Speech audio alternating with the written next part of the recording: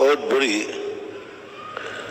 Positive thinking नहीं, power thinking की जरूरत है। सामने वाला हमारा विरोधी है, वो हमें गाली दे रहा है, वो हमारी बुराई कर रहा है, वो हमारे लिए उपसर कर रहा है, तो हम उसको विरोधी नहीं मानते। वो ये कह रहा है मेरे से सावधान रहना, मैं अच्छा आदमी नहीं हूं, इसलिए वो हमारी बुराई कर रहा है। कहीं ऐसा ना हो कि तुम मुझे मेरे ऊपर विश्वास कर लो। दुश्मन हमें सचेत करता है कि मैं तुम्हारा दुश्मन हूं, मेरे पर विश्वास मत करना। कांटा हमेशा कहता है कि सावधान, मैं तुम्हें चुभूंगा तो दुख दूंगा, इसलिए मेरे साथ सावधानी से वार्ता करना। कांटा कहता है सावधान, क्योंकि मैं लगूंगा तो तुम्हें चुभूंगा। तो कांटा जो हमारा दुश्मन नहीं है, कांटा हमें आगाज कर रहा है कि मेरे ऊपर विश्वास मत करना, मेरे से दूर रहना, मेरे से सावधान रहना, मेरे से बहुत सावधान रहना, क्योंकि मैं तुम्हारा दुश्मन हूं। तुम्हारी किसी भी बुराई को मैं बहुत जल्दी और अच्छाई को भी बुराई में बदल देता हूं। इसलिए हमें हमेशा देखना पड़ेगा कि विरोधी हमें क्या संदेशा दे रहा है, दुश्मन से हमें क्या मिलता है, वो कितनी ताकत देता है, कितनी एनर्जी देता है, कितना विल पावर देता है। जो दुश्मनों से और विरोधियों के बीच में अपने आप को बचा लेता है, फिर छोटी मोटी परेशानियां उसको कोई मायना नहीं रखती। वो फिर बाद में इतना विल पावर पड़ता है, क्या ये कोई सी, मैंने इतने बड़े बड़े उपसर्ग जीत लिए, मैंने बड़े बड़ी परेशानियां झेल ली है, ये परेशानी तो कुछ भी नहीं है, ये तो बाएं हाथ का खेल है। अब बोलो ये साहस तुम्हें किससे आ गया? वैसे तो साहस नहीं था, और विरोधी ने तुम्हें साहसी बना दिया, विरोधी ने तुम्हें हिम्मत वाला बना दिया। विरोधी ने कहा तुम कम ताकतवान नहीं हो, तुम्हारी ताकत बहुत है, तुम उसको आजमाओ, मैं तुम्हें चुनौती देता हूं और दुनिया को दिखाओ कि मैंने वह चुनौती स्वीकार कर ली। वो मुझे अशांत करने आया था और मेरी शांति अनमोल थी, मेरी शांति भंग नहीं कर पाया, जीत गया।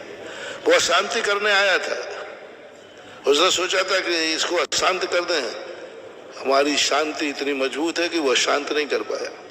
वो ठिकाने आया था, सहारा बीच मझधार में छोड़ने आया था कि मैं ऐसा बीच मझधार में छोड़ूंगा कि तुम कहीं के नहीं रहोगे, और उसने किया भी। लेकिन व्यक्ति कहता है कोई फर्क नहीं पड़ता, क्योंकि मैं तैर के जानता हूं, क्योंकि मैं, अब अपन कहें कि हमें क्या तैरना, हम तो महाराज हैं, हम तो राजा हैं, हमें क्या, हमारे पास तो हाथी रहेगा, घोड़ा रहेगा, ये रहेगा, 10 लोग मुझे बचाने वाले रहेंगे, मुझे क्या तैरने की जरूरत है?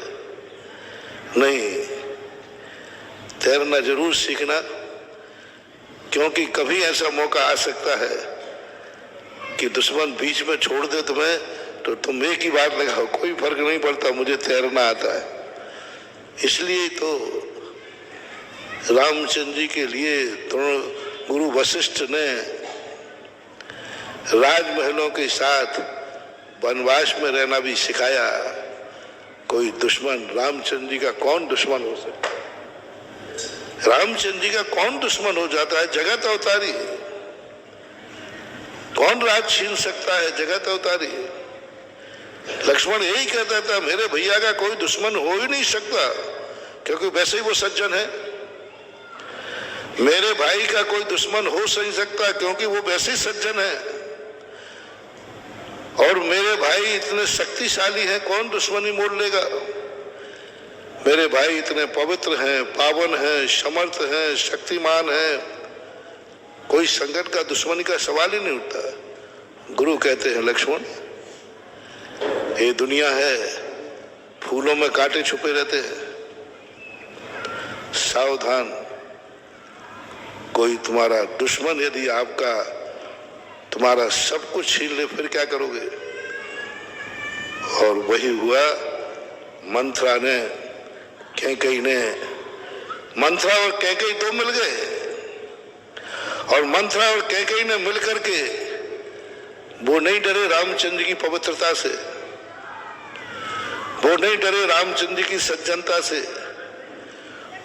सुनिया ने कहा नहीं रामचंद्र जी सज्जन है, उनको क्या धोखा देना। लेकिन दुनिया में ऐसे भी लोग हैं जो साधु से नहीं डरते, साधुता से नहीं डरते, सज्जन से नहीं डरते, सज्जनता से नहीं डरते, निर्मलता से नहीं डरते। वो निडर होकर उन पर भी उंगली उठा देते हैं, उनके प्रति भी विरोध में खड़े हो जाते हैं, उनको भी ठुकराने के लिए तैयार हो जाते हैं। उस समय गुरु ने तैयारी करा दी थी वशिष्ठ ने कि ऐसा मौका आ जाए तो तुम क्या करोगे। रामचंद्र जी ने क्या कहा, जब वनवास हुआ माता कौशल्या कहते बेटा आप क्या करेगा। लक्ष्मण कहते भैया हम क्या करेंगे। बोले चिंता मत करना, मुझे वनवास में रहना आता है, मुझे वनवास में भी रहना आता है, मुझे वनवास के सारे अनुभव हैं। बस इतनी सी बात सीख जाओ, हर विरोधी को चुनौती दे दो, आ जाओ मेरे सामने, जो जो तुम करना चाहते हो उन सब से मुझे सामना करना आता है, मुझे कांटों पर भी चलना आता है, मुझे वनवास में भी रहना आता है, मुझे बिना सहारे के रहना भी आता है, मुझे कोई फर्क नहीं पड़ता भवने वने वा।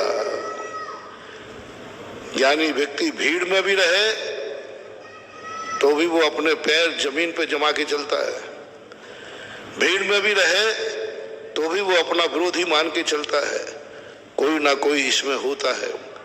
और जो इस प्रकार की सावधानी कर लेता है उसे दुनिया की कोई ताकत हिला नहीं सकती। भवन में रहते तो राम मुस्कुरा रहे थे और वन में गए तब भी राज छीन लिया, तब भी मुस्कुराते रहे, मुझे वन में रहना आता है।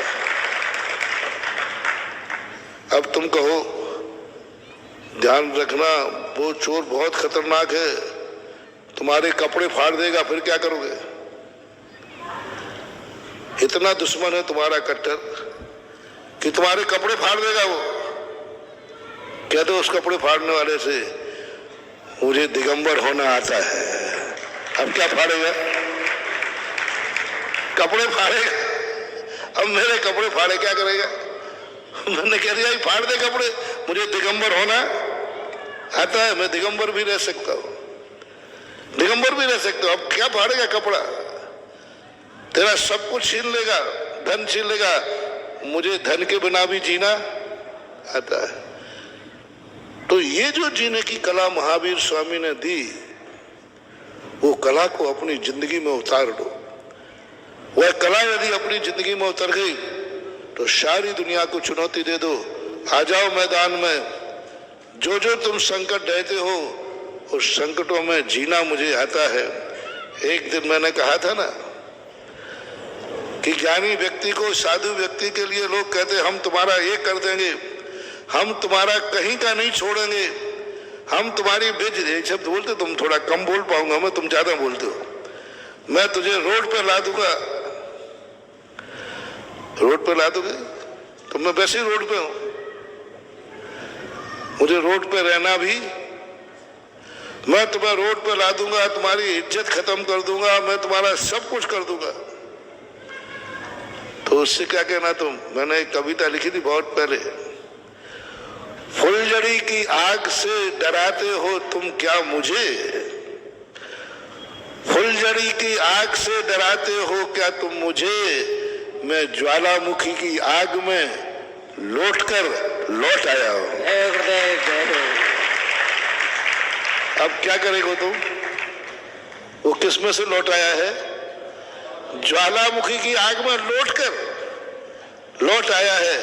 अब बोला उससे बड़ी आग कौन सी है। अब दुनिया की फुलझड़ी की आगे क्या बिगाड़ लेंगी।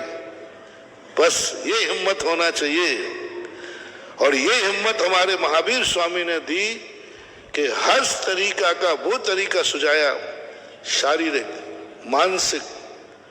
जैसे हर विपदा ऐसे लगती है कि ये विपदा मेरे लिए कुछ देने आएगी। जब जब कोई आपदाएं आता है समझना कोई पुरस्कार मिलने वाला है। संघर्ष का अंत हर्षमय होता है। ये मत समझो कि दुख आया है। मैंने अभी एक दिन प्रवचन दिया था ना, रात अंधेरी आई है तो ये मत समझो कि रात आई है। वह रात प्रभात काल का संकेत है कि प्रभात काल आएगा। यदि रात नहीं होती तो प्रभात भी नहीं होता। तो रात के अंधेरे में भी प्रभात का दर्शन करो, तुम्हें भी जीना आ जाएगा और रात में भी प्रभात का आनंद तुम्हें मिल जाएगा। ये तरीका।